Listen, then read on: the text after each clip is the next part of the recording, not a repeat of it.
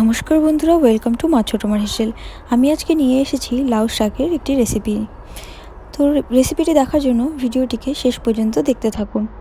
এখানে আমি লাউ শাকগুলোকে ভালো করে পরিষ্কার করে কেটে নিচ্ছি।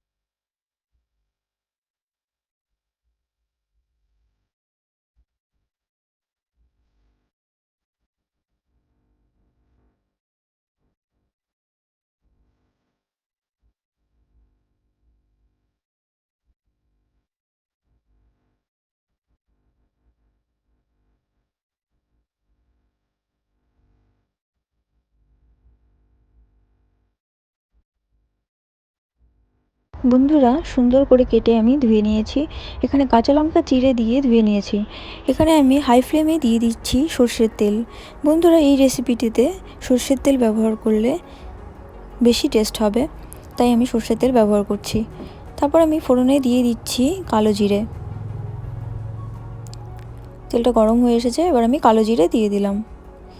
মনে হচ্ছে একটু কম হয়ে গেল, তাই আরেকটু দিয়ে দেবো।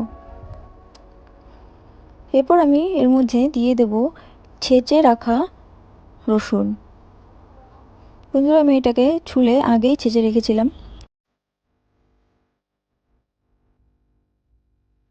রসুনটা হালকা লাল লাল হয়ে এসেছে, এবার আমি এর মধ্যে চিড়ে রাখা কাঁচা লঙ্কাগুলো দিয়ে দিলাম। বন্ধুরা, আপনারা একদম এরকম করবেন না, কাঁচা লঙ্কার মধ্যে জল ছিল।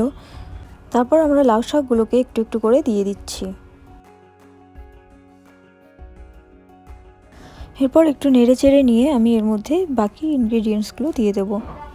এবার আমি এর মধ্যে দিয়ে দিচ্ছি স্বাদ মতো নুন, পরিমাণ মতন হলুদ। এবার আরেকটু ভালো করে নেড়ে চেড়ে নিয়ে আমি 5 থেকে 10 মিনিটের জন্য লো ফ্লেমে ঢাকা দিয়ে দেবো।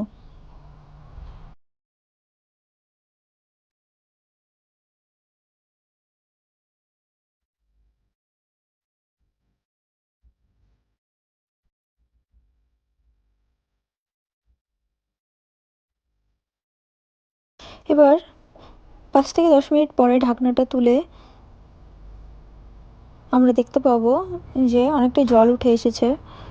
তো আমরা এবার হাই ফ্লেমে জলটা শুকিয়ে নেব, ততক্ষণে আমাদের রেসিপি রেডি হয়ে যাবে।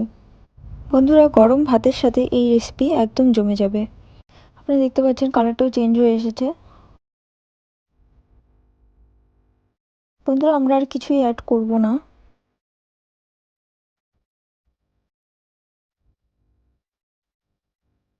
বন্ধুরা, প্রায় রেডি হয়ে এসেছে আমাদের রেসিপি। আপনারা অবশ্যই ট্রাই করবেন আর কমেন্টের মাধ্যমে জানাবেন কেমন লেগেছে। লাউ শাকের যদি আরও রেসিপি আপনারা জেনে থাকেন, আমাকে কমেন্টের মাধ্যমে অবশ্যই জানাবেন। ভিডিওটি যদি ভালো লেগে থাকে অবশ্যই লাইক করবেন, কমেন্ট করবেন আর আমাদের চ্যানেলটিকে প্লিজ সাবস্ক্রাইব করে দেবেন। ভিডিওটি দেখার জন্য অসংখ্য ধন্যবাদ।